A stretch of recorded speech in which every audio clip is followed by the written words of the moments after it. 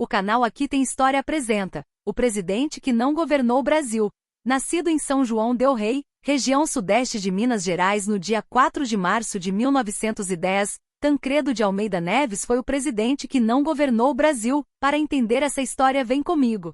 A sua vida política foi marcada pela luta contra o regime militar e a luta para o estabelecimento da democracia no Brasil. Apoiava o governo João Goulart até que o mesmo fosse deposto pelo golpe militar de 1964. Tancredo foi um dos poucos políticos que foram se despedir de João Goulart no aeroporto Salgado Filho, em Porto Alegre, quando este partiu para o exílio no Uruguai. Foi o único membro do PSD que não votou, em 11 de abril de 1964, no general Humberto de Alencar Castelo Branco, na eleição indireta à presidência da República pelo Congresso Nacional. Opositor do regime militar de 1964, logo procurou abrigo no MDB, sendo eleito deputado federal nas eleições de 1966, 1970 e 1974.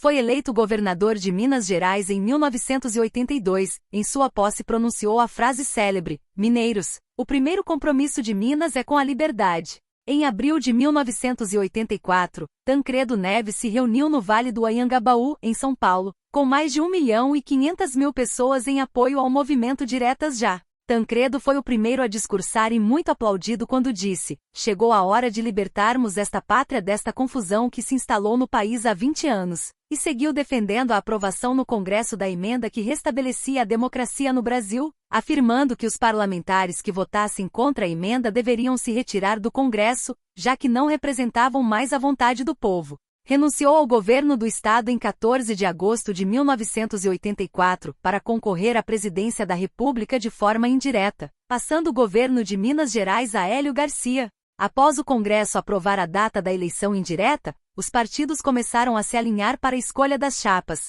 Tancredo queria que o seu vice fosse o empresário Antônio Hermílio de Moraes.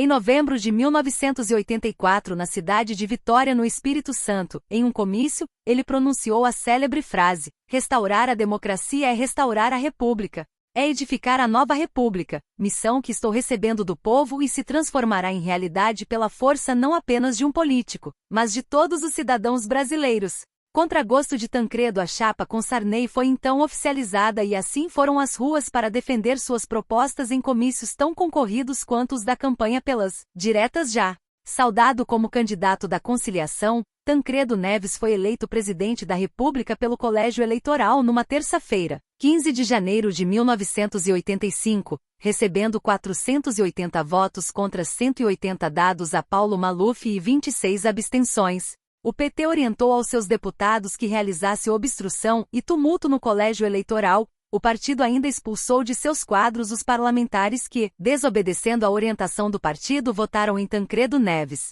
Foram expulsos do PT os deputados Bete Mendes, Ayrton Soares e José Eudes.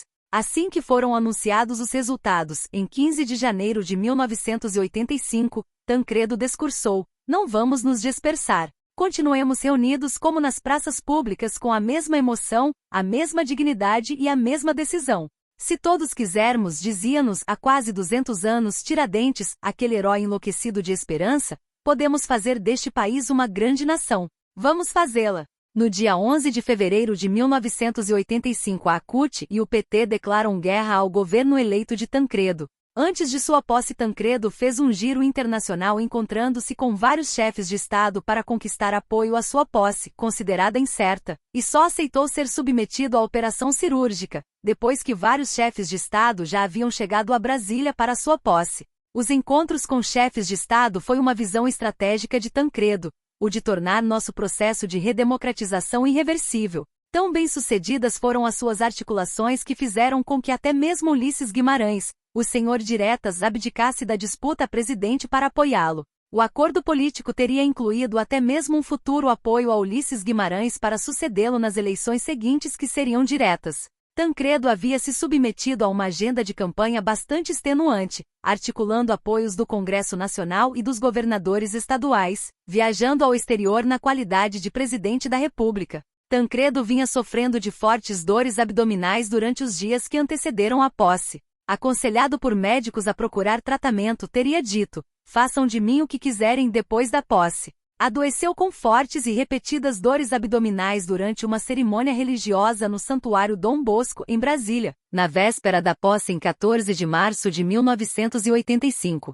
Foi às pressas internado no Hospital de Base do Distrito Federal. Tancredo disse a seu primo Francisco Dornelles, indicado à época para assumir o Ministério da Fazenda, que não se submeteria à operação caso não tivesse a garantia de que Figueiredo empossaria Sarney.